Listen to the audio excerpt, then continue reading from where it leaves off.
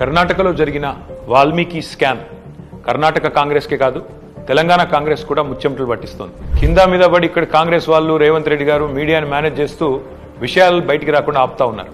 కానీ ఆ మబ్బులు కూడా తప్పకుండా 4-5 రోజుల్లో విడిపోతాయని నేను అనుకుంటాను. గవర్నమెంట్ డబ్బులు గవర్నమెంట్ అకౌంట్ల నుంచి అక్రమంగా ఏ కారణం లేకుండా సరిగ్గా పార్లమెంట్ ఎలక్షన్ కు ముందు 180 కోట్ల రూపాయలు దారిమల్లినాయి. కర్ణాటక ముఖ్యమంత్రి స్వయంగా సిద్ధరామయ్య గారు అసెంబ్లీలో ఈ వాల్మీకి స్కామ్ లో భారీ ఎత్తున డబ్బులు దారిమల్లినాయని ఆయనే ఒప్పుకున్నారు.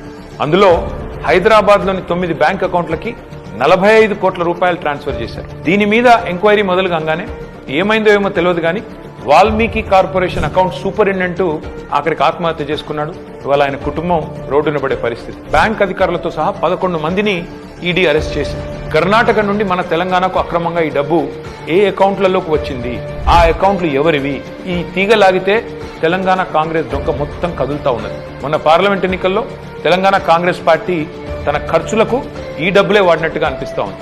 4.5 కోట్ల రూపాయలు నేరుగా V6 బిజినెస్ అనే కంపెనీకి ట్రాన్స్ఫర్ అయినట్టుగా ఆధారాలు ఉన్నాయి.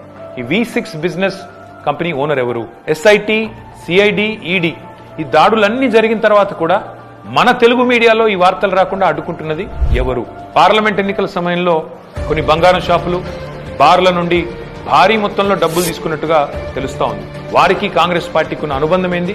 ఇవన్నీ కూడా బయటికి రావాలి. కర్ణాటక ముఖ్యమంత్రి సిద్ధరామయ్యను గనక పొరపాటున తొలగిస్తే పక్కన ఉన్న తెలంగాణ సర్కారు కూడా కూలుతుంది అని ఈ మధ్యనే కర్ణాటక మంత్రి సతీష్ జరికోలి అంటున్నారు. మరి కర్ణాటక కాంగ్రెస్ తో తెలంగాణ కాంగ్రెస్ కు అంతలాగా పెనవేసుకున్న ఈ అనుబంధం ఈ వాల్మీకి స్కామేనా?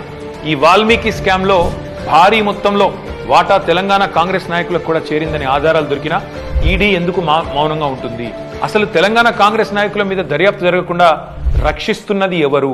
పార్లమెంట్ లో గాయ చేసుడు తప్ప బయట మాత్రం ఏమీ తమ సొంత పార్టీ అవినీతి మీద నోరు విప్పని రాహుల్ గాంధీ ఖచ్చితంగా నోరు విప్పాలి. ఈ వాల్మీకి కార్పొరేషన్ గుట్టు విప్పాలని చెప్పి నేను డిమాండ్ చేస్తాను.